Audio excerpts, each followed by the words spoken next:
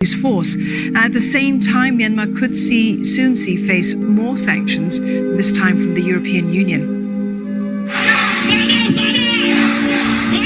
Factories, workplaces, and shops are shuttered across Myanmar in response to calls for a general strike. As well as local stores, international businesses like KFC also shut their doors, while Foodpanda and Grab stopped delivery services. Despite an internet shutdown that lasted till noon, demonstrators continued to take to the streets to protest the coup. From Myanmar's capital to the cities of Yangon and Mandalay, thousands have ignored stern warnings from the military government.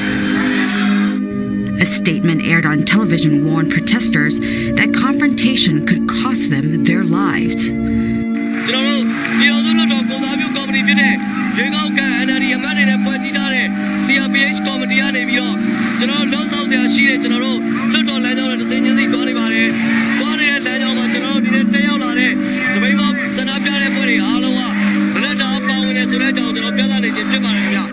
Protesters are calling it the 5-2's Spring Revolution, referring to the 22nd of February.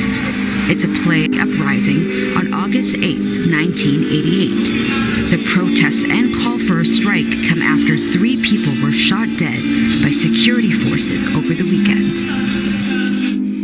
The European Union says it's ready to impose sanctions on Myanmar. EU foreign ministers have agreed to target coup leaders and their economic interests, but only as a last resort. They've called on Myanmar to take steps to de-escalate the situation and restore the legitimate government. The United Nations chief is making the same demands. He's slammed the violence against unarmed protesters. Today, I call on the Myanmar military to stop the repression immediately, release the prisoners, end the violence, respect human rights and the will of the people expressed in recent elections. Coups have no place in our modern world. Bjorn Wykett joins us live now for more on this story. Wykett, protests today, they're the biggest since the coup began. And more than 900,000 pensioners could withdraw their money, could withdraw their pension from the bank, and they view these protesters as deliberately thwarting that effort or that action to draw out that money.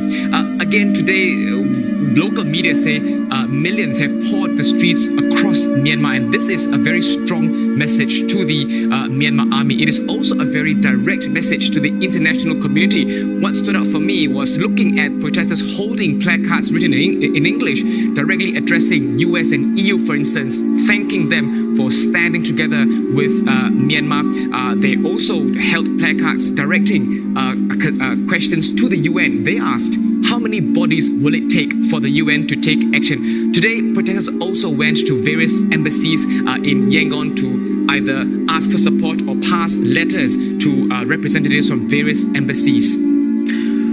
Wykett, explain this for us then, if you will. Things are relatively calm during the day, but they tend to escalate at night. They escalate, and by that I mean deaths. I mean, in the last few days, there have been cases of deaths where people were shot by security forces. Now, the Myanmar Army's side of the story is that to protect people, they have formed a multi-agency task force comprising soldiers, police, and fire brigade, where they'll patrol at night the city to take care of people. On the other side, of course, people do not trust the authorities, especially when they've seen for themselves how the security forces had fired live rounds.